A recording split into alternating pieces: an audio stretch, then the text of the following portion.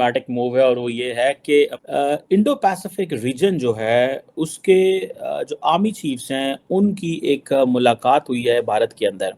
Basically जो central point है वो यही है कि जी free and stable Indo Pacific. बहुत सारे लोगों को नहीं पता होता इंडो पैसिफिक क्या चीज़ है। ये basically Indian ocean and Pacific ocean है। इसमें एक फ्रेंच डेफिनेशन ये है कि from the horn of Africa, यानी कि अफ्रीका से लेके जहाँ अफ्रीका शुरू होता है and it goes till the Pacific.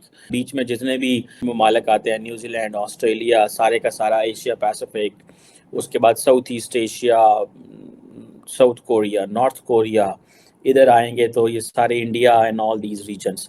सो ये बहुत इंपॉर्टेंट डेवलपमेंट है। इसके बहुत सारे लेसन हैं। पहला लेसन तो ये है, एंड कनाडा का मैं देख रहा था कि डेप्यूटी जो आर्मी चीफ है वो आए हुए हैं वहाँ पे इंडिया के अंदर।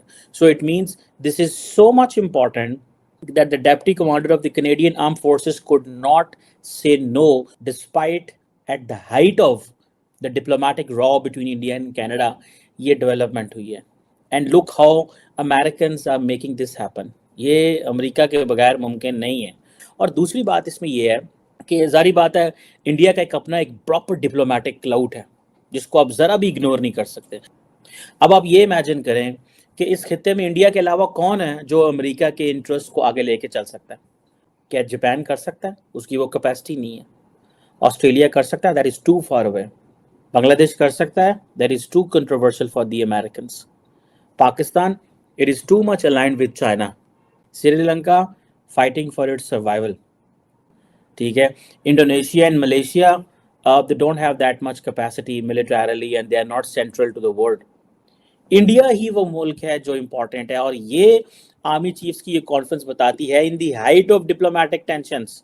और क्या है कि Indian army chief general Manoj Pande और chief of the staff of the US army general Randy George 13वीं Indo Pacific army chief conference के ऊपर जो है वो बात कर रहे हैं। और मैं तो इसको एक बड़े पैमाने में देख रहा हूँ कि आप इमेजिन करें कि कनाडा पे क्या बीत रही होगी, क्योंकि कनाडा एक तरफ अमेरिका का इम्पोर्टेंट इत्तेहादी, और साथ ही साथ आप देखें कि कनाडा की सारी जो एक लगाया है इंडिया के ऊपर चार्जेस लगाए हैं। मैं तो समझता हूँ कि अमेरिकन ने इस कॉन्फ्रेंस को मज़ीद कामयाब करवा के फिर कनाडा को भी एक पैगाम दे दिया। Right at the moment for America issue is not India, the issue is China. मैंने आपको कल कहा था अमेरिका के लिए India is the most important country, the most important country.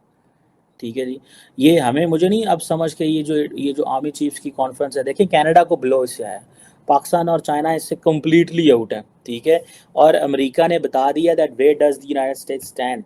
The United States perfectly stand with India. America जारी बात है एक बहुत बड़ा प्लेयर है, उन्होंने जिसे कहते हैं ना घर में एक बड़ा होता है और उसने सबको साथ लेके चलना हो। कनाडा ने क्या था, वी आर वेरी कंसर्न, उधर अपनी बाकी चीज़ें भी करते रहे for the sake of that one issue. They cannot spoil the diplomatic relations. And I think Prime Minister, वो क्या नाम है, Foreign Minister जो जयशंकर साहब, he is playing very smart. He is not talking, not a single word on anything. हमें हमारे ऊपर आरोप लगाया जा रहा है, हमारे डिप्लोमेट्स पे आरोप लगाया जा रहा है। गवर्नमेंट ऑफ इंडिया ने बहुत, हमारी एक्सटर्नल अफेयर्स मिनिस्टर ने क्लियरली बोल दिया हमारा कोई वो नहीं। इनके ऊपर एक फर्दर एक्शन लिया गया कनाडा पे। कनाडा को ये बोला गया कि तुम्हारा कितना स्टाफ हमारे कंट्री में जरा एक बार गिन लो और हमारा कितना स्टाफ वहां पे है वो भी गिन लो। अब कनाडा में खलबली मची हुई है कि हम इतने कम स्टाफ में चलाएंगे कैसे। ये भी हो रहा है। तो ये इंडिया के जो स्टेप्स है उससे कहीं ना कहीं कनाडा को औकात दिखाई जा रही है।